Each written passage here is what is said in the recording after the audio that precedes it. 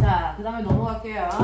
7번부터 12번까지 중에서 제가 뭐 할까요? 이거 11번. 11번은요, 시간기록계라고 불리고요. 요즘은 다중성강사진기를 찍는데, 여러분들 이제 물리 실험 도구 중에 하나가 뭐냐면, 위에서 일정한 시간 간격으로 종이가 뜨드드드드드드 내려와요. 됐어? 그러면서 앞에 있는 종이가 이동합니다. 자, 그랬을 때 속도가 느리면 똑같은 시간 동안에 조금밖에 못 끌고 가서 좀 찍겠죠. 속도가 빠르면 내가 내려왔다가 그 다음 내려올 때까지 많이 끌고 가니까 점과 점 사이의 간격이 넓겠죠. 됐어? 이런 것들이야. 그래서 점과 점 사이의 간격을 보면 그 물체의 속력이 얼마나 빠른지를 예측할 수 있어요. 자, 그래서 이렇게 점이 찍혀져 있다. 우리는 얘를 시간 기록계라고 합니다. 자, 이 시간 기록계는요, 11번에 뭐라고 했냐면 1초에 30점을 찍을 수 있어 라고 했어요. 1초에 30타점을 찍는다는 건 거꾸로 얘기하면, 자, 한 간격을 찍을 때 걸린 시간이 30분의 1초 걸려 이 뜻이에요. 됐죠? 1초에 30타점을 찍을 수 있다는 건 한 타점을 찍을 때 걸리는 간격이 30분의 1초 걸린다는 겁니다. 그럼 이제 거기서 간격을 세셔야죠. 10cm라고 되어 있는 그 사이의 간격이 몇 개니? 6개요. 6개예요. 그러면 하나 찍을 때 30분의 1초가 걸리는데 6개 찍었다고 했으니 여러분들이 보시는 것처럼 0.2초 걸려 이렇게 걸린 거죠. 됐죠? 그래서 여러분들이 보시는 그 10cm라고 하는 이 거리를 가는데 얘는 얼마 걸렸냐면 0.2초 걸렸어. 이 뜻을 얘기하는 거예요. 이해되시겠어요? 여기서 0.2초라는 거 어떻게 확인했는지 확인하셔야 됩니다. 그쵸? 1초에 30타점을 찍는다 그랬으니까 하나 찍을 때 걸린 시간 이거의 역수 30분의 1초. 그 30분의 1짜리가 간격으로 세시는 거예요. 6타점 간격이 있어서 총 걸린 시간이 0.2초. 그렇다면 결국은 얘는 뭐냐면 0.2초라고 하는 시간 동안에 10cm라고 하는 거리를 갔으니 우리는 물리 계산할 때 무조건 MKS 단위로만 계산합니다. 거리의 표준 단위는 미터여야 돼요. 센티미터 안 되고. 질량의 표준 단위는 킬로그램만 됩니다. 시간의 표준 단위는 초로 계산해야 돼. 이렇게 되어 있거든요. 자, 그래서 10cm를 0.1m로 바꾸시면 0.2초 동안에 0.1m를 가는 거니까 얘는 0.5m/초의 빠르기로 가고 있구나. 이게 돼야죠. 됐죠? 네. 자, 그랬을 때 이 아이의 운동 에너지 구해라 라고 했습니다. 우리요, 일할 수 있는 능력 에너지의 두 종류, 여러분들이 알고 있는 것처럼 움직이는 물체가 갖는 운동 에너지는 2분의 1 mv 제곱이고요. 기준면보다 높은 곳에 있는 물체가 갖는 에너지, 위치 에너지고요. 위치 에너지 구하는 식이 mgh 이렇게 돼요. 그 중에서 운동 에너지를 물어봤으니까 여기다가 집어넣으시면 되겠죠. 2분의 1 곱하기 m은 질량 얘기하는 거예요. V는 속력 얘기하는 거고요. 이 얘기거든요. 그래서 이 아이의 질량이 2kg라고 그랬으니까 2kg 곱하기 속력은 우리가 지금 막 구했습니다. 됐죠? 0.5라고 그랬으니까 2분의 1이고요. 제곱하면 4분의 1이고요. 그래서 계산하시면 얘 운동 에너지 4분의 1줄입니다. 되겠어? 네, 이렇게 가시라는 뉘앙스였습니다. 그래서 0.25 이렇게 말씀드린 거고요. 넘어갈게요. 13번부터 19번까지 중에서 질문이 뭘까요? 일찍 오셔서 문제 다 풀 수 있게끔 해라. 생활관리 해라. 자, 여기 질문 없어. 하겠어요. 네. 자, 그 다음에 넘어오시면 20번부터 25번까지 질문. 21번이요. 21번 보시면 21번 문제는요. 그림과 같이 어떤 쇠구슬이 마찰이 없는 빗면을 미끄러져 내려와 수평면의 정지에 있는 나무 토막과 충돌하여 나무 토막을 10cm 밀고 가는 일을 했다. 이 뜻입니다. 자, 나무 토막이 받은 마찰력을 98이라고 했을 때 쇠구슬의 처음 높이가 20cm였다면 이 쇠구슬의 질량은 얼마겠습니까? 라고 하는 건데 이제 우리가 뭘 구하라고 하면 이제 잘 구하는데요. 구하는 과정에서 생각을 한 번만 하면 된다 라고 하면 그 문제는 쉬운 문제지만 여러 단계를 걸쳐서 생각하는 문제들이 어려운 문제겠죠.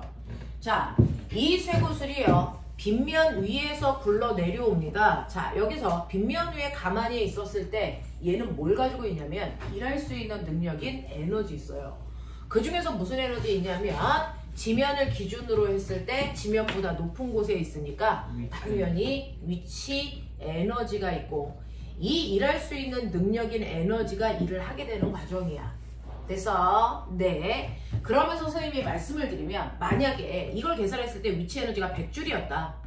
그러면 얘는 굴러 내려오면서 위치 에너지는 점점 줄어들어요. 높이가 낮아지니까. 대신에 그 위치 에너지가 모두 됐어? 똑같은 값이 다른 에너지로 바뀌는 걸 전환됐어요. 이렇게 얘기해요. 위치 에너지가 전환됩니다. 기준면으로 내려오면 이제 위치 에너지는 0이 됩니다. 그러면서 위치 에너지가 없어진 게 아니고 다른 형태의 에너지로 전환되는데 굴러 내려왔기 때문에 무슨 에너지로 전환됩니까? 운동 에너지로 전환이 되지만 그 크기는 맨 처음에 위치 에너지와 똑같을 수밖에 없어요. 에너지는 새로 생겨나지도 없어지지도 않기 때문에 단지 형태만 달라지는 거지 총량은 똑같다는 겁니다. 됐죠? 그랬다가 이 운동 에너지를 가지고 굴러가는 이 아이가요. 옆에 있는 나무 토막을 쿵 하고 밀고 가는 내가 뭐 했다? 일했다 이 얘기입니다. 그러니까 이 에너지가 똑같은 크기가 일하는 데 쓰였다 이 뜻이에요. 그래서 크기는 여기서 한 번만 구하시면 됩니다. 이항과 이항은 같아야 됩니다. 알겠습니까? 단지 전환만 일어나기 때문입니다. 이게 이해가 되셔야 돼요. 자, 그렇다면 여러분들이 알고 있는 것처럼 위치 에너지는 mgH니까 거기다 넣을 건데 mgH 물리에서의 기호의 m은 질량이고요. g는 중력 가속도라는 이름을 쓰지만 여러분들은 아직 알 필요 없고 9.8이야 라고 쓰시면 되고요. h는 기준면으로부터 물체가 떠있는 높이를 얘기해요. 됐죠? 얘가 모두 다 내려와서 결론 위치 에너지가 이랬네 이 얘기입니다. 됐죠? 자, 그럼 한 일이랑 같은데 한 일은 무조건 내가 준 힘에다가 밀고 간 거리를 곱하면 돼 이렇게 했거든요. 되겠어? 네. 자, 그래서 여러분들이 보시면 맨 처음에 이 쇠구슬은 질량은 모르니까 얘는 그냥 M 그 다음에 9.8이라 했으니까 9.8 그리고 떠있는 높이는 20cm인데 MKS 단위로 바꾸니까 0.2m 이렇게 돼요. 됐죠? 단위 환산하셔야 됩니다. 자, 그리고 이 물체를 밀 때 작용한 마찰력이 98N의 힘이 필요해. 마찰력은 힘이니까. 됐어? 98N의 힘으로 밀었대요. 그래서 나무 토막이 얼마만큼 밀려나갔냐면 10cm 밀려나갔는데 거리는 무조건 미터여야 되니까 0.1m 밀려나간다. 이런 얘기야. 되겠어? 자, 그래서 요거 계산하면 9.8이니까 얘하고 얘하고 약분돼요. 보여요? 자, 그러니까 질량 M은 여러분들이 보시는 5분의 1 역 뒤로 가면서 넘기시면 되죠? 얼마? 5. 그래서 얘 5kg야. 이 뜻이야. 이해돼? 자, 계산은 여러분들이 산수 열심히 하고 계시니까 무리가 없을 텐데 생각하는 과정에서 핵심은 뭐다? 에너지가 전환돼서 일을 하게 되는데 그 안에서의 총량은 변화가 없다. 알겠습니까? 요게 핵심입니다. 자, 그럼 나머지 해결했어요? 해결했습니까? 네. 틀린 개수는 조금 있다가 선생님이 확인할 수 있게끔 할게요. 요 정도의 문제를 푸셔야 우리가 요 단어를 배웠다라고 얘기할 수 있어요. 그죠? 요만큼은 하십시오. 자, 책 펴시면 84페이지.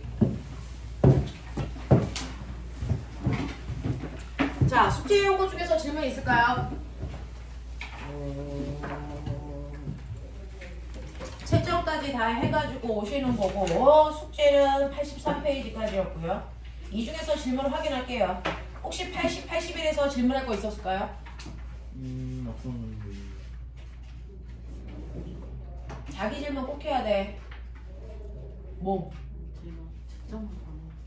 네, 거기 뒤에 있는 답안지로 채점까지 하십시오. 82, 83에서 질문.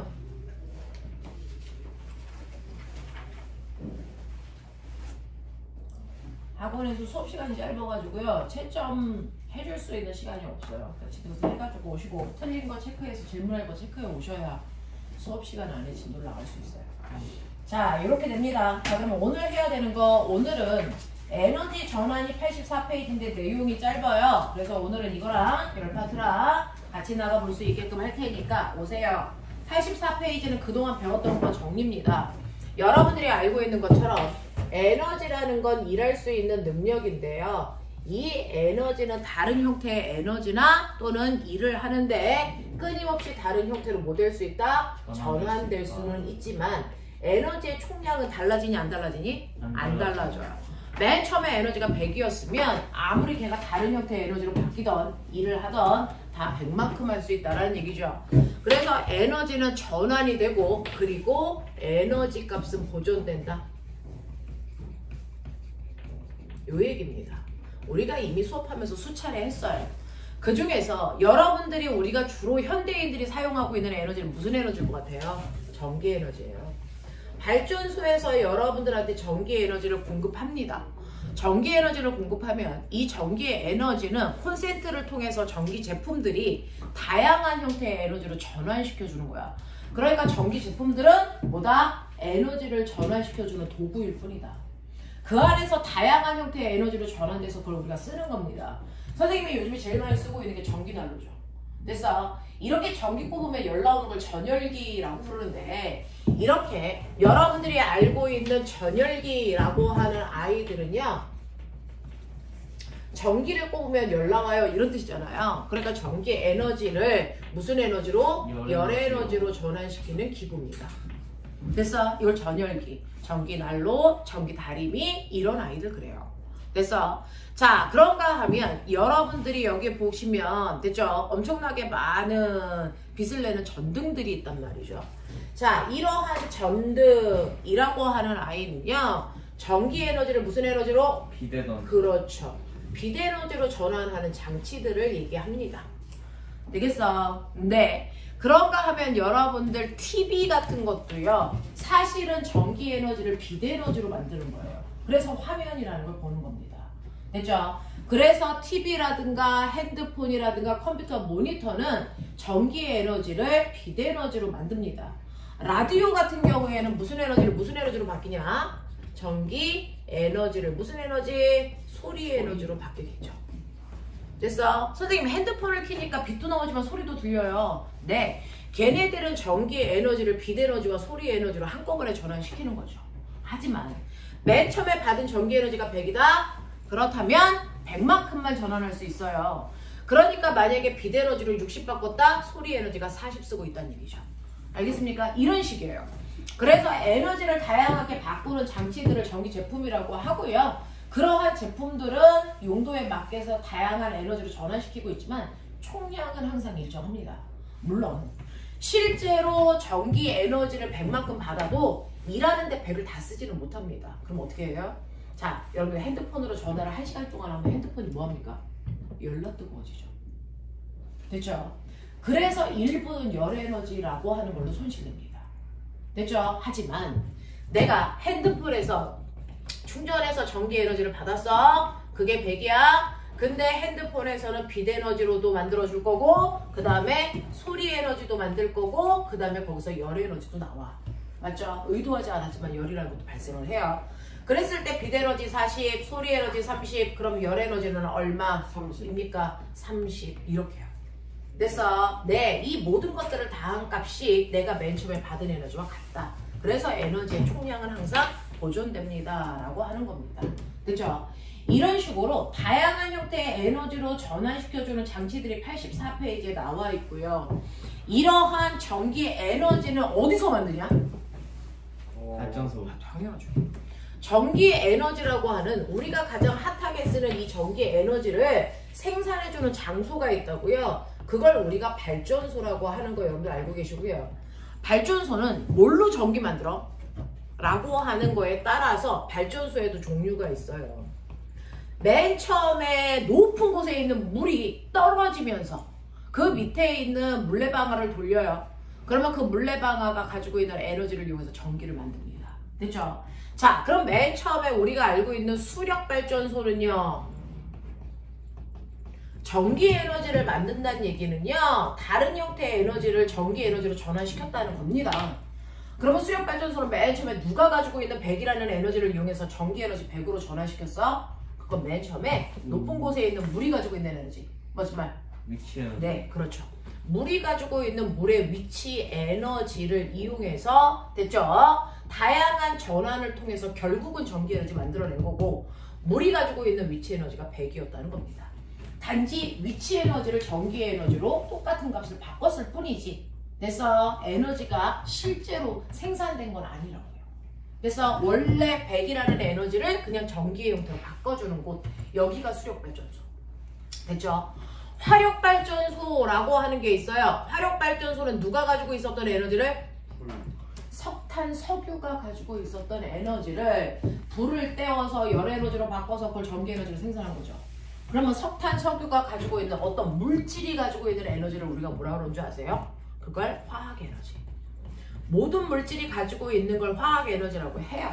그래서 그게 다양한 전환 과정을 통해서 결국은 뭘 만들었다는 거예요? 전기의 에너지를 만드는 곳을 화력발전소라고 하는 겁니다.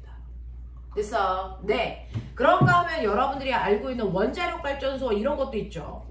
원자력 발전소도요. 사실은 누가 가지고 있었던 에너지를 가지고 전기 에너지를 만든 것 뿐이야. 전환한 것 뿐이야. 누가 가지고 있었던 거?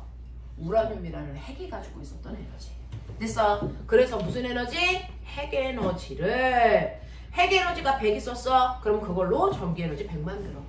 알겠습니까? 이렇게 발전소라는 건 원래 어떤 물질이 가지고 있었던 에너지를 우리가 쓰기 편한 전기에너지의 형태로 바꿔주는 장소를 얘기합니다. 알겠니? 그래서 맨 처음에 어떤 물질이 가지고 있는 에너지를 쓸 거야? 라고 하는 초기에 요것만 다를 뿐 전기에너지로 끝나는 거 똑같고요. 자, 이 맨 처음에 가지고 있는 물체의 에너지의 종류에 따라 발전소의 종류에 이름을 다르게 부르는 것 뿐이야. 이해되겠어? 이런 식으로요. 여러분들이 알고 있는 것처럼 에너지는요. 다양한 형태로 바뀌면서 일을 할 수도 있다라는 겁니다. 근데 어른들이 얘기하시죠. 에너지 절약하라고요. 어차피 선생님 에너지가 100이면 내가 써도 그냥 100인 거잖아. 그래서 내가 써도 이렇게 전기의 에너지를 우리가 핸드폰을 빛에너지, 소리에너지, 열에너지라고 하는 또 다른 형태의 에너지로 전환하면서 쓰는 거 아니야? 그러면 결국은 바뀌어도 에너지의 총량은 100이야. 그럼 선생님 원래 에너지가 100이 썼는데 내가 써도 그냥 100이라는 에너지가 그대로 있네요? 있어요. 소리 에너지로 40만큼. 됐어. 네, 빛에너지로 40, 소리 에너지로 30, 열에너지로 30. 다른 형태의 에너지로 바뀌는 것 뿐인데 왜 에너지를 절약하라고 그러니? 쓸모없는 에너지로 바뀌었어요. 맞아요. 그건 우리가 사용할 수 있는 형태의 에너지가 한정되어 있어요. 인간의 과학기술이 아직은 그렇게 발달한 게 아니라서. 그래서 우리가 쓸 수 있는 형태의 에너지는 얘네들의 형태의 에너지예요.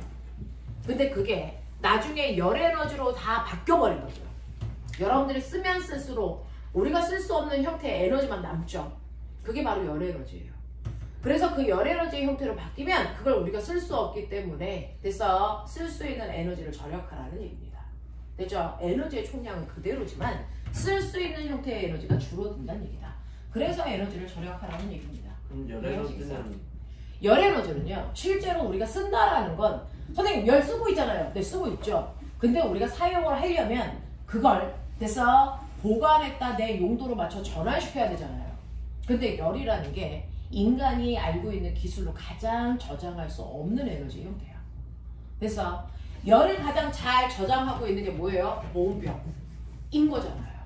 그래서 그 보온병 안에 있는 열은요. 사실은 내가 쓸 때까지 그대로 있는 게 아니고 사실은 사람들의 과학 기술로는 아직은 하루나 이틀밖에 보관을 못합니다. 시간이 지날수록 온도가 떨어집니다. 그래서 우리가 아직은 완벽하게 쓸 수 없는 형태가 이렇게 얘기하는 거예요. 알겠습니까? 네. 자, 그래서 이런 식으로 다양한 형태의 에너지로 우리가 전환해서 그거를 사용하는 거다. 그럼 꼬맹아, 늘 들어본 적 있지? 광합성. 그 태양 에너지. 맞아요. 그 또한 에너지의 전환입니다. 우리가요. 식물들은 엽록체에서 광합성을 해요 라고 합니다. 이 광합성이라는 과정도 에너지의 전환 과정이야. 태양에서 오는 빛에너지를 식물이요 엽록체를 통해서 포도당이라고 하는 화학에너지를 바꿔요. 그래서 이 화학에너지로 빛에너지 100만큼을 화학에너지 100으로 저장해놨어. 그러면 우리는 이걸 먹어서 우리가 생활하는 에너지로 몸속에서 쓰는 거죠. 우리 몸에서는 빛에너지를 직접 쓸 수는 없거든요.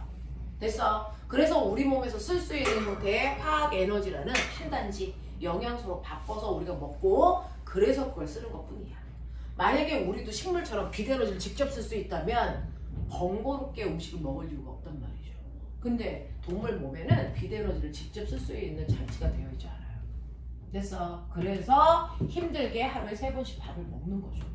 알겠습니까? 이런 식으로 어떤 현상들은 다양한 에너지를 전환해가는 다양한 과정들이다. 알겠습니까? 여러분들 살아가기 위해서 하루에도 수천 번씩 숨 쉬어야 되죠. 호흡.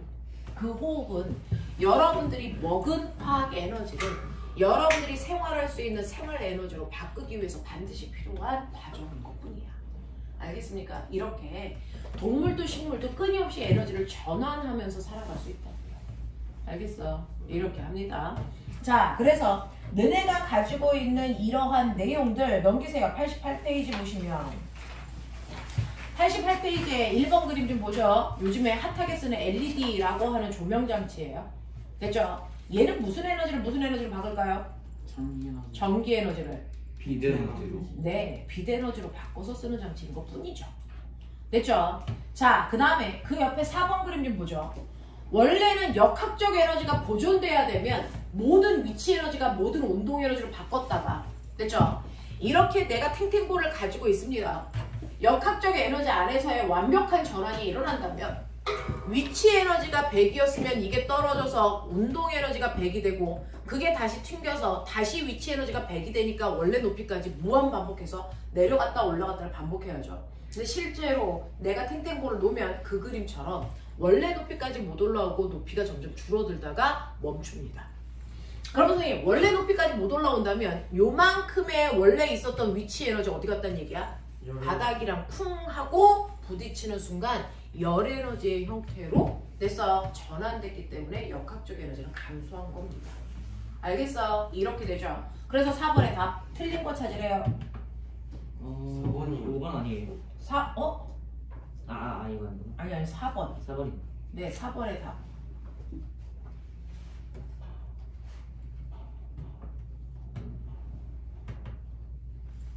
역학적 에너지가 위치 에너지 더하기 운동 에너지. 그럼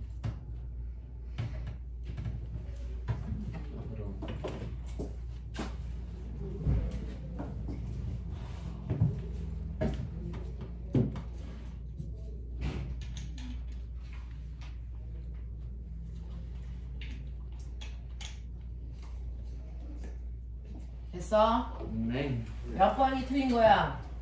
4번. 4번. 공이 바닥에 부딪혀도 공의 역학적 에너지는 일정하게 보존된다? 절대 그렇지 않죠.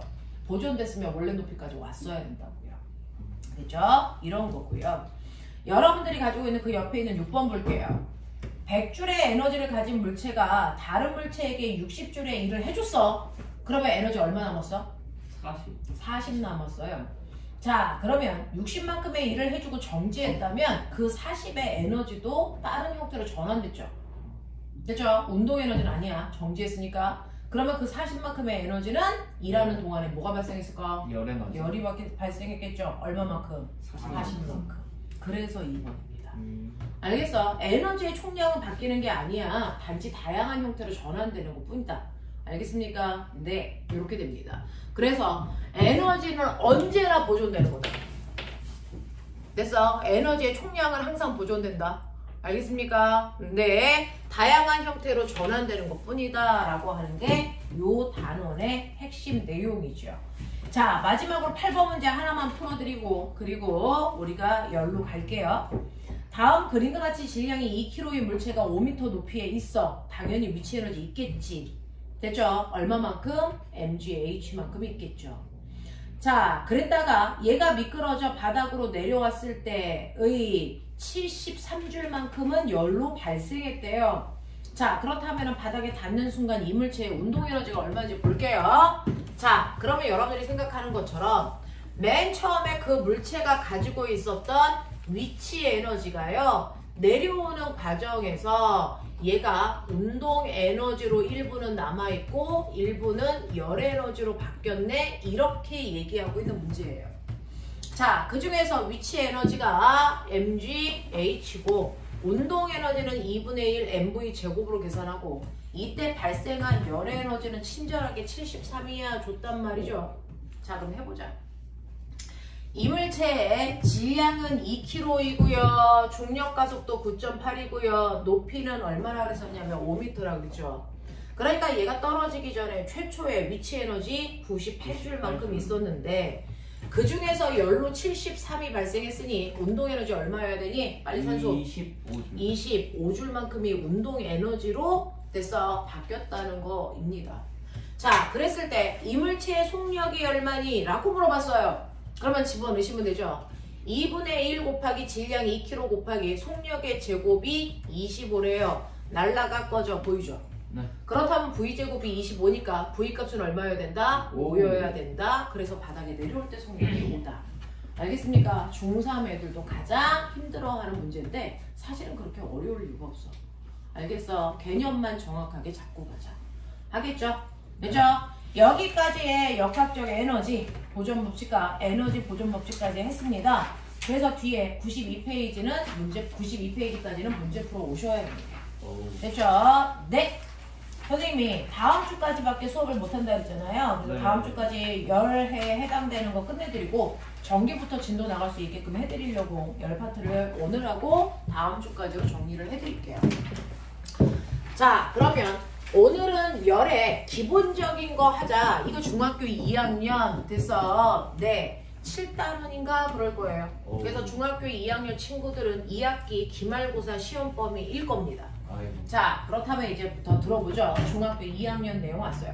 역학 파트는 중3 내용이었고요. 지금부터는 중학교 2학년 내용입니다. 됐죠? 자, 중학교 2학년에서 여러분들이 배워야 되는 열이라고 하는 거 사실은 열 에너지를 얘기하는 거고요. 실제로 열이 뭡니까? 우리가 일상적으로 생각하는 열이라는 건 여러분들이 이렇게 만져봤을 때 이 물체가 얼마나 차가워, 얼마나 뜨거워 라고 하는 정도를 얘기하는 거겠죠. 됐죠? 우리가 일반적으로 사용하는 열이라는 단어의 의미는 어떤 물체의 차고 뜨거운 정도를 얘기해요. 선생님이 지금 이렇게 칠판을 만져봤는데요. 엄청 차가워요. 손 시려워요. 됐죠? 근데 어떤 애들은 여기 와서 시원해. 차가운 거 아니야. 이렇게 얘기할 수도 있죠. 됐죠? 이렇게 차갑고 뜨거운 정도를 말로 표현을 하면 그 정도가 사람마다 다 다르게 표현이 되기 때문에 객관적으로 얘가 얼마나 찬지를 알 수가 없어. 그래서 우리는 이렇게 차고 뜨거운 정도를 객관적으로 표현할 수 있는 방법은 뭐야? 숫자로 표현하는 거지. 됐어? 이걸 숫자로 표현하고 우리는 뭐라고 읽니? 이거를 온도라고 읽어요. 됐죠? 그래서 물체의 차고 뜨거운 정도를 숫자로 표현한 걸 온도라고 합니다. 그러면 전 세계적으로 보면 온도를 몇 가지를 만들어서 쓰고 있을까요? 라고 하면 맞아요. 세 종류의 온도를 씁니다. 우리나라에서 사용하는 섭씨 온도가 있겠죠. 섭씨 온도를 기호로 나타낼 땐 스몰 t로 나타내고요. 단위는 도시 써요. 맞습니까? 자, 그런가 하면 미국 놈들이 쓰는 온도도 있어요. 자, 미국 사람들이 쓰는 온도는 뭡니까? 파시 온도입니다. 파시 온도는요, 됐죠? F라고 쓰고 단위가 도F예요. 됐어. 자, 그 다음에 세 번째로는 과학에서 사용하는 온도가 있어요. 자, 그게 바로 절대 온도라는 걸 과학 시간에 씁니다. 그래서 고등학교에서는 섭씨 온도로 계산하지 않습니다. 여러분들은 중학생이라서 섭씨 온도로 계산하는 거고 실제로 고등학교 이상에서는 무조건 절대 온도만을 과학에서 사용하는데요. 절대 온도는 라지 T로 쓰고요. 단위는 과학자 이름 붙여서 켈빈이라고 있습니다. 켈빈. 알겠습니까? 자, 이런 식으로 해서 온도는 세 가지로 표현이 되는데 그 중에서 이러한 온도요. 처음부터 있었던 게 아니고 만들었다면서요. 네, 만들었어요. 자, 이 온도를 만든 기준이 있겠죠. 자, 그 중에서 섭씨 온도와 화씨 온도는 똑같은 기준으로 만들었어요. 뭘 기준으로 만들었냐면 바로 물의 상태 변화를 기준으로 만든 거예요. 그러니까 냄비에다가 물을 집어넣고요. 열을 막 가하면 자, 냄비에 있는 물이 끓기 시작하겠죠. 그 물이 끓기 시작하는 온도를 우리가 멋진 말로 뭐라 그러니? 끓는 점. 거꾸로 온도를 낮추면 물이 얼기 시작하겠죠. 얼기 시작하는 온도는 어는 점 이렇게 표현할 거예요. 자, 그 중에서 섭씨 온도는 물이 얼기 시작하는 그 차가운 정도를 0이라고 숫자로 표현했어요. 그래서 0도씨라고 나타낸 거예요. 물이 끓기 시작하는 온도를 100이라는 숫자로 표현했습니다. 그래서 여러분들은 물이 100도에서 끓어? 그거는 섭씨에서 표현이 그렇다는 거예요. 됐죠? 그래서 물은 100도에서 끓는 게 아니고 물이 끓기 시작하는 온도를 그냥 100으로 놓은 거예요. 물이 얼기 시작하는 온도를 0도씨라고 놓은 거죠. 그러면 화씨에서는요 똑같은 현상을 다른 숫자로 표현했어요. 물이 끓기 시작하는 온도를요 100이 아니고 212도F로 표현했고요. 물이 얼기 시작하는 온도를 32도F로 표현했다 이 얘기입니다. 이렇게 되면 섭씨에서는 물이 얼어서 끓기 시작할 때까지의 온도의 간격을 100등분으로 나눠서 표현한 거고, 이때 한 칸이 섭씨의 1도씨를 표현하기죠. 되겠죠? 네, 그래서 1도 1도라는 간격이 만들어진 거고요. 화씨 온도는 물이 얼기 시작해서 끓을 때까지의 간격을 180등분으로 나눕니다. 그랬을 때 그 하나의 간격을 1도F라고 얘기하니까 섭씨 온도에 비해서 1도라는 간격이 훨씬 더 조밀하죠. 알겠습니까? 이렇게 된다라는 거고요. 그런가 하면 절대 온도라고 하는 건 뭐냐면, 사실은 여러분들 중학교 1학년 때 배웠는데요. 자, 여러분들이 알고 있는 것처럼 섭씨 온도 0도씨일 때도 기체들의 부피가 있죠. 그래서 우리가 한겨울에 나가도 밖에 나가서 숨 쉴 수 있었던 건 기체가 있기 때문입니다. 그래서 0도일 때 기체의 부피요 당연히 있습니다. 10ml 뭐 이런 식으로. 됐죠? 자, 근데 이러한 기체들은요 온도를 서서히 높이면 됐죠? 기체 입자의 운동이 활발해지니까 부피가 커져요. 일정하게 커지는 성질을 가지고 있다. 이걸 알아낸 사람이 샤를이라는 사람입니다. 그쵸? 그럼 거꾸로 생각해 볼래? 온도를 높이면 부피가 커진다면 거꾸로 온도를 낮추면 부피는 어떻게 되니? 그렇죠. 그래서 온도를 낮춰보고 싶었던 거죠. 낮추다 보면 어느 순간에 기체의 모든 부피가 없어지는 순간이 존재합니다. 기체 상태로 존재하지 않는 온도가 있다고요. 그때가 바로 모든 기체가 액체로 바뀌는 순간의 온도예요. 그러면 이게 일정한 온도 변화를 가지니까 우리는 1차 함수로 그리면, 자, 부피가 0이 되는 지점을 계산할 수 있겠죠. 자, 이걸 계산한 사람이 샤를이라는 과학자예요. 계산해보니 모든 기체들은 마이너스 273도씨에서 모든 기체들은 액체로 바뀐다라는 걸 알 수 있었어요. 액체요? 네, 모든 기체가 액체로 바뀝니다. 자, 그렇다면 우리는 모든 기체가 0이 되는, 부피가 0이 되는 이 온도를 기준으로 해서 새로운 온도 체계를 만들자. 이게 바로 절대 온도입니다. 됐어? 그럼 모든 기체의 부피가 0이 됐다는 얘기는 기체 입자의 운동이 얼마? 0이 됐다는 얘기잖아요. 맞죠? 자, 그러니까 절대 온도라고 하는 걸 만든 기준은 뭐냐면 기체 입자의 운동 에너지를 기준으로 만든 거예요. 운동 에너지. 됐어? 그래서 모든 기체의 운동 에너지가 0이 되는 그 순간의 온도를 기준으로 0켈빈이라고 잡습니다. 됐어? 네. 그래서 온도 체계를 만들어낸 걸 바로 절대 온도라고 합니다. 알겠어? 그러면서요, 실제로 섭씨 온도와 화씨 온도는 마이너스 온도가 존재합니다. 마이너스 10도, 마이너스 20도 이런 식으로 영하의 온도가 존재하는데 절대 온도는 영하의 온도가 존재하지 않습니다. 0켈빈보다 더 낮은 온도는 존재하지 않습니다. 됐죠? 자, 그래서 얘는 절대 0도라고 하는 0켈빈을 기준으로 모든 물체의 운동이 멈춘 순간의 온도, 됐어? 0켈빈으로 해서 거기서부터 온도를 높여가는 건데, 그러면 앞으로 우리는 섭씨 온도를 다 절대 온도로 바꿔서 계산해야 되죠? 네, 그래요. 그럼 어떻게 바꿉니까? 라고 하면 절대 온도는요, 섭씨 온도에다가 273을 더하시면 절대 온도 돼요. 그렇죠? 그러니까 물이 어느 점이 0도라 그랬죠? 그 0이라는 온도에다 273을 더하시면 절대 온도로 표현할 수 있어요. 얼마? 273 켈빈을 우리가 0도라고 했다는 거죠. 됐죠? 5는 어디 갔어요? 네? 5는 어디 갔어요? 5가 어디 갔어요? 저기 절대 온도와 그 마이너스 278인데. 무슨 말이야? 뭐야? 뭔 소리를 하고 있어? 마이너스 273도를 273이에요. 아, 네. 시력. 알겠습니까? 안경을 써. 네. 시력. 그 다음에 끓는 점도요 100도니까 이걸 여기다가 집어넣으시면 됐죠? 100 더하기 274 하면 우리가 얘기하는 물이 100도에서 끓어라고 하는 건 사실은 373켈빈에서 끓어 같은 말. 알겠어? 그러면 여기서부터 여기까지가 몇 등분? 똑같이 100등분이죠. 오. 됐죠? 그러니까 섭씨 온도에서도 여기가 100등분이었는데 같은 등분이네? 그러니까 섭씨 온도에서 10도 올라갔어? 절대 온도도 10켈빈 올라가요. 온도 간격이 똑같습니다. 알겠습니까? 네, 이렇게 되는 체계로 만들어냈다라고 하는 거 기억해 두시면 돼요. 됐죠? 그래서 여러분들은 화씨, 섭씨, 절대라는 세 가지 온도 체계를 씁니다. 됐죠? 그 중에서 우리가 일반적으로 쓰는 건 섭씨고 과학 시간에 쓰는 건 절대 온도고 두 개의 변환 과정은 저렇다. 알겠습니까? 이렇게 됩니다. 그러면서 여러분들이 이제 절대 온도로 바꾸면 좋은 점이 뭐냐면 만약에 섭씨 온도에서 10도가 20도가 됐어요. 네, 이렇게 온도가 2배 높아져도 그 안에 있는 기체의 운동 에너지가 2배 커지는 건 아니지만 됐죠?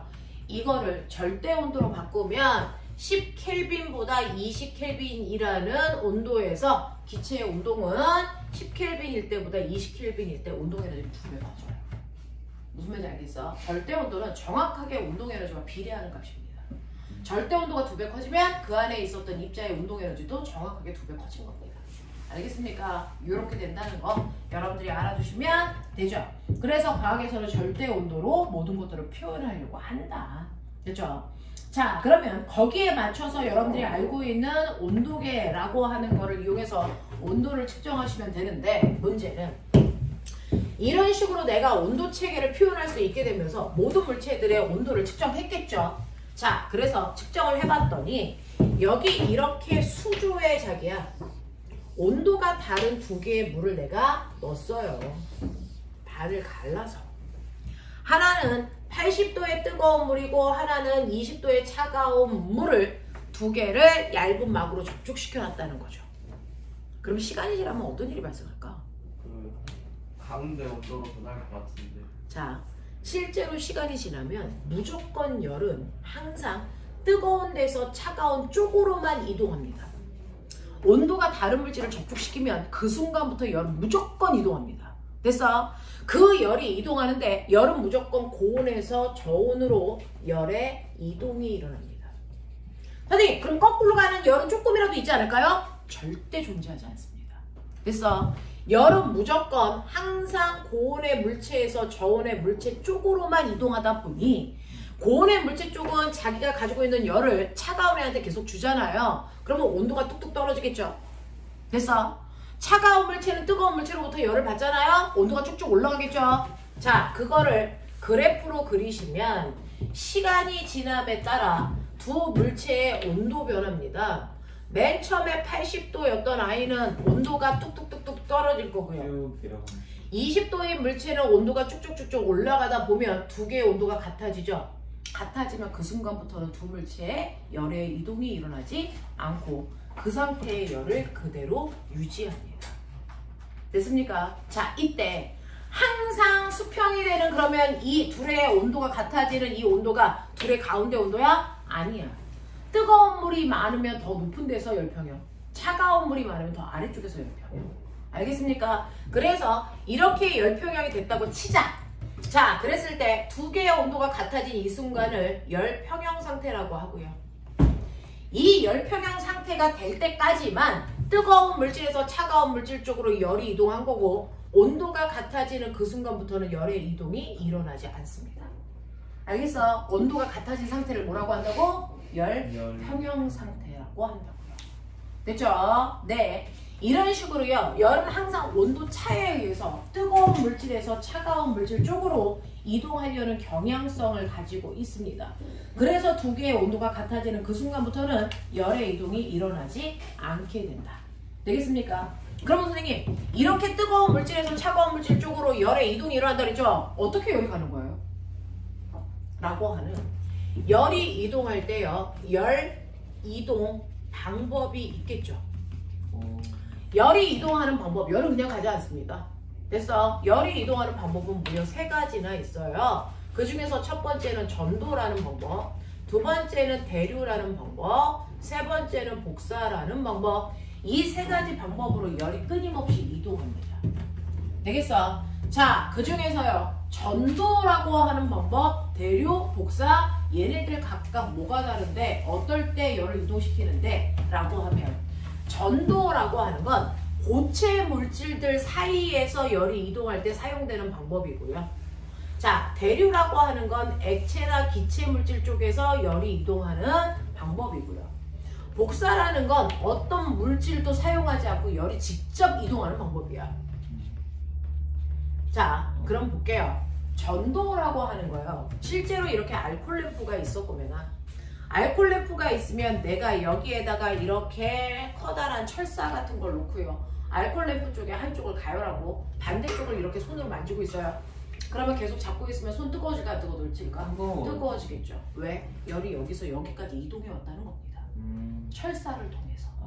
그러면 도대체 철사를 통해서 그 열이 어떻게 와? 라고 하면 실제로 열과 직접 닿은 이 부분에 이렇게 빽빽하게 원자라는 입자들로 구성되어 있겠죠.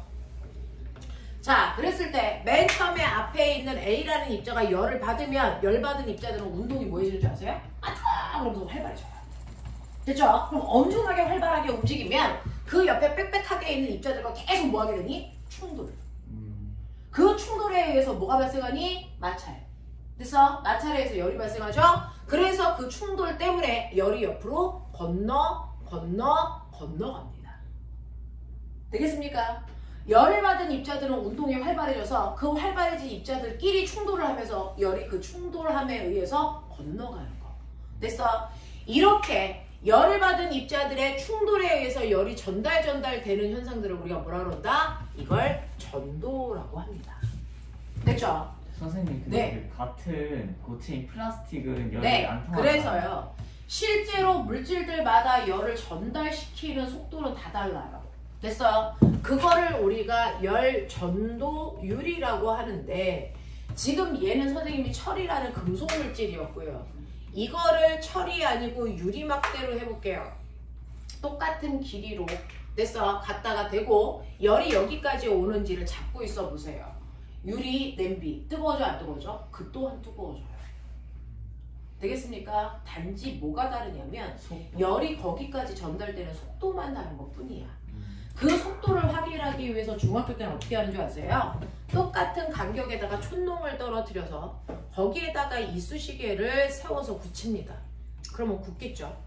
여기 똑같은 간격으로 촛농을 떨어뜨려서 이쑤시개를 굳혀서 세웁니다. 그리고 나서 똑같은 전열기에다가 집어넣고 가만히 들고 서 있어요. 그러면 얘가 열을 받으면 촛농이 뭐 할까? 녹겠지. 그러면 이쑤시개 떨어지겠지. 자, 그랬을 때 이쑤시개가 똑같은 간격마다 있더라도 이쑤시개가 떨어지는 속도가 같을까 다를까? 달라요. 철에 있는 이쑤시개들이 더 빨리 떨어지고요. 유리에 있는 이쑤시개는 천천히 떨어집니다. 하지만 떨어집니다. 알겠어? 그래서 물질들마다 열이 전달되는 속도가 다른 것 뿐이죠. 열은 무조건 고체 물질을 통해서 어떤 고체든 상관없이 이동합니다. 속도의 차이인 것 뿐이야. 알겠어? 네, 라고 하는 거 기억해 두시면 되고요. 대류라고 하는 건 뭐냐면 이렇게 냄비에다가 물을 집어넣고 꼬매나 여기만 알콜 램프로 가열해. 그러면 여기 있는 물만 뜨거워지니? 여기는 차갑니? 아니죠. 물 전체가 골고루 뜨거워집니다. 됐어? 도대체 어떻게? 그게 바로 대류인데요. 실제로 이렇게 한쪽만 가열하면 여기에 있는 입자들이 열을 받으니까 운동이 활발해지죠? 그러니까 얘네들이 이렇게 운동이 활발해지니까 입자 사이의 거리가 멀어져요. 멀어지면서 부피가 뭐해지니? 입자들이 차 있는 공간이 넓어지는 부피의 팽창이 일어납니다. 됐죠? 네, 얘네들이 거리가 멀어지면서 얘네들 입자 5개가 차지하는 공간이 넓어지면서 부피가 커져요. 그러면 어떤 일이 발생하냐면 밀도는요, 부피분의 질량인데 같은 입자 5개라서 질량은 변화가 없는데 부피가 커지는 거죠. 그럼 밀도가 뭐해지니? 작아지죠. 다시 말해서 물질이 열받으면 가벼워진다고요. 무슨 말인지 알겠어? 자, 그래서 밀도가 작아지기 때문에 가벼워지는 효과가 생깁니다. 그러면 가벼워진 뜨거운 물은 뭐합니까? 가벼우니까 위로 올라가죠. 됐어? 그러면 그 자리에 빈자리는 누가 채웁니까? 위에 있던 찬물이 와서 채웁니다. 그래서 찬물이 와서 채웠는데 열이 오죠? 그러면 그 찬물이 이렇게 뜨거워지죠? 다시 올라갑니다. 또 다른 찬물이 와서 채워집니다. 그래서 물이 끊임없이 이렇게 순환하게 되죠? 이걸 뭐라 합니까? 대류라고 합니다. 알겠어? 그래서 선생님이 여기다 난로를 피워놓으면요. 사실은 여기에 있는 공기가 뜨거워지죠? 뜨거워진 공기는 뭐합니까? 가벼우니까 올라갑니다. 그러면 그 자리를 저기에 있는 차가운 공기가 와서 채우는 무한순환이 일어나요. 이게 바로 뭡니까? 대류. 그래서 한쪽에만 난로를 피워놔도 교실 전체가 시간이 지나면 따뜻해집니다. 알겠습니까? 자, 이런 식으로요. 액체나 기체 상태의 물질들은요. 열받은 입자들이 열을 갖고 직접 올라가요. 그래서 열을 갖고 직접 이동하는 형태가 일어난다. 이걸 우리가 대류라고 한다. 알겠습니까? 네. 그럼 복사는 뭔데? 라고 하면 생각해 볼래? 태양에서 꼬맹아 지구까지 태양 복사 에너지라는 게 오지. 실제로 태양에서 엄청난 뜨거운 열 에너지가 지구까지 온단 말이죠. 그것 때문에 햇빛이 비치면 아 따뜻해 이렇게 느낀단 말이야. 그러면 태양에서 지구까지 안에는 요 사이에는 뭐 있어? 철사 있어? 물 있어? 공기 있어? 아무런 매질도 존재하지 않습니다. 아무것도 없는 진공 상태잖아요. 그러면 태양에서 나온 열은요. 고체를 통해 이동할 수도, 액체를 통해 이동할 수도, 기체를 통해 이동할 수도 없으니까 열이 어떻게 됩니까? 자기가 직접 옵니다. 그래서 열이 직접 와서 지구를 데피는 데 사용되겠죠. 이렇게 태양에서 나온 에너지가 누구의 도움도 받지 않고 직접 전달되는 형태의 에너지를 태양 복사 에너지야. 얘 복사 형태로 왔어. 이렇게 얘기하는 거야. 됐어? 그래서 어떤 매질의 도움도 받지 않고요. 열이 직접 이동하는 걸 복사라고 한다. 알겠습니까? 이렇게 됩니다. 그럼 꼬맹아 이제 생각해봐. 여기에 내가 난로 펴. 난로를 피우면요. 아침에 추워서 막 갔어요. 거기 위에 이렇게 주전자에 있어서 물도 발발발 끓고 있어요. 자, 내가 아침에 가서 추워서 난로 앞에 섰어. 난로 앞에 섰더니 앞은 뜨거워. 근데 엉덩이는 아직 싫어. 그래서 어떡하니? 스스로가 막 이렇게 뒤집죠. 되죠? 네. 자, 그러면 이렇게 앞이 뜨거워지는 건 열의 전달 방법 중에 뭐 사용했을까요? 뭘까요? 대류? 아니요. 열이 누구의 도움도 받지 않고 직접 오고 있는 중이야. 됐어. 복사의 형태를 띱니다. 됐니? 그리고 나서 뜨거운 주전자에 물을 따르려고 주전자 손잡이를 만졌더니 아 뜨거! 주전자 손잡이가 뜨거운 이유는? 열이 전도입니다. 손잡이가 고치니까. 됐어. 그리고 그 아래에 있는 물이 팔팔 끓고 있겠죠? 물이 끓는 건 열의 뭐 때문이야? 대류 때문이에요. 되겠어? 그리고 나서 시간이 지나니까 나중에 교실 전체가 훈훈해졌어. 뭐가 일어난 거야? 대류. 됐죠? 네. 그래서 이 앞에서 직접 거기만 딱 뜨거워진 건 복사이고요. 교실 전체가 훈훈해지는 건 대류가 일어난다. 됐어? 이런 식으로 열이 다양한 형태로 움직입니다. 알겠습니까? 그래서 열의 이동이 일어난다 라고 하는 것도 좀 기억해 두시면 되겠죠. 자, 이러한 방법으로요. 우리는 열이 다양하게 일어나면서 우리는 그 이동한 열의 양을 우리가 사용하게 되겠죠. 자, 그렇다면 시간이 5분 정도밖에 없는 것 같아요. 자, 가지고 있는 98페이지부터 99페이지까지 최선을 다해서 빨리빨리 밀죠. 자, 못한 문제들 다 숙제고요. 자, 집에 가서 반드시 채점까지 해가지고 오셔야 됩니다.